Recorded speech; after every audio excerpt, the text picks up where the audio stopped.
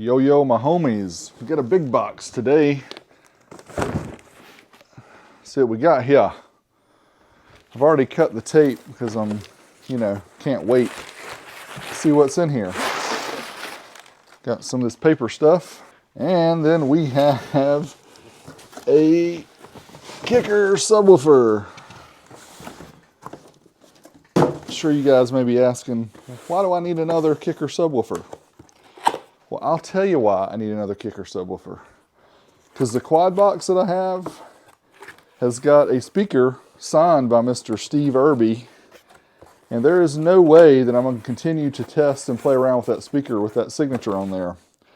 So I bought this one from Hi-Fi Sound Connection. Check the link in the video description. You can buy one too. And I'm going to put this one inside of my quad box, take the signed one out, save it forever in a day, and this way I will have a protected signed subwoofer by Mr. Steve Irby for future whatever, and I'll have one in the subwoofer box so I can actually use it and not be afraid of damaging it, because you need to use your speakers, don't look at them. So speaking of looking at them, let's take a look at this bad boy. There it is, all L7R goodness. This is a dual 2 ohm, the same ones that are in the L7R quad box. So, oh yeah, she's gonna be thumping. So let's get the quad box out, throw it in the back of the Sequoia, and take out the Steve Irby signed sub, put this one in, and to commence to some seriousness. What you say about that?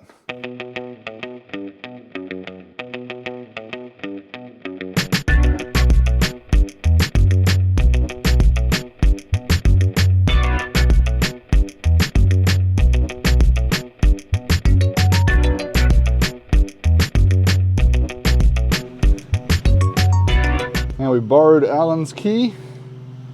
He's threaded insert, so he should come out pretty easily. I'm not gonna make you watch all this, so I'm gonna speed it up and be quiet. I'm staying up.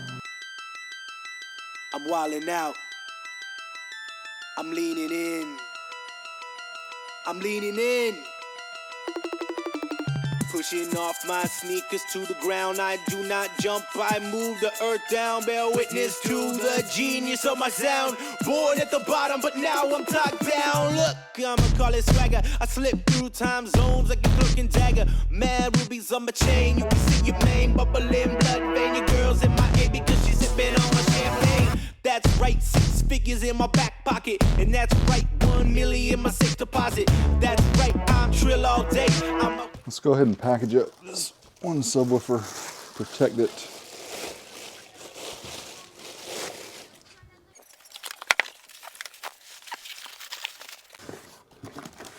Okay, that one is protected in the box.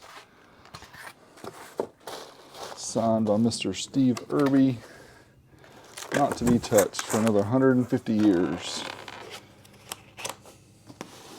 Special. Let's take the other one over to the box and get it installed. Here is the other speaker. Let's make sure we have it in the right way. Appears to be this is correct. Positive, I'm pretty sure. You get it? Positive is this one. Okay. Then I have negative feelings about this one. Hope you aren't seeing my bald head. Are you even able to see what I'm doing? No, big dummy. Let's zoom out a little bit. Okay, so I got positive and negative here.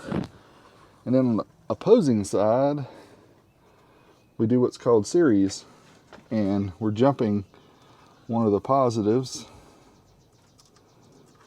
to one of the negatives. It's going to give us a 4 ohm load.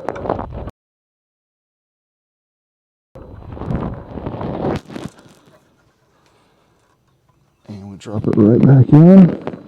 Watch the fingers. Make sure we're lined up.